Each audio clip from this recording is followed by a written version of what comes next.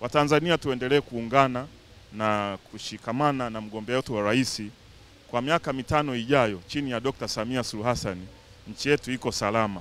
Na nimalizie kwa sababu mimi pia na dhamana ya waziri wa mambo ya ndani ya nchi kuhakikishia Watanzania wote kesho Oktoba 29 hakutakuwa na shida yoyote. Usalama, vyombo vya ulinzi na usalama chini ya Wizara ya Mambo ya Ndani kwa kushirikiana na vyombo vingine vipo timamu kote nchi, yani mtaa kwa mtaa, kijiji kwa kijiji, kitongoji kwa kitongoji, usalama umeimarishwa.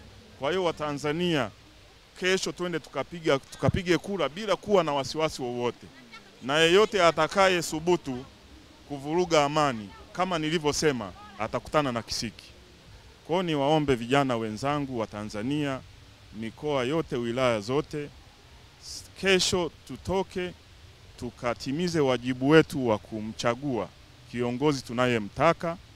Vyama vya siasa vimepita wilayani, mikoani kote na kunadi sera zao, na mimi naamini Chama cha Mapinduzi ndicho chenye sera nzuri.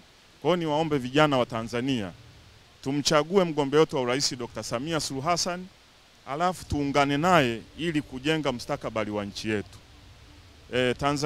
Mama Tanzania ni huyu, na vijana wa Tanzania tusiharibu nchi yetu kwa mikono yetu sisi wenyewe. Tushiriki kupiga kura, alafu tujipange na mgombea wetu wa urais Dr. Samia Suluhu Hassan.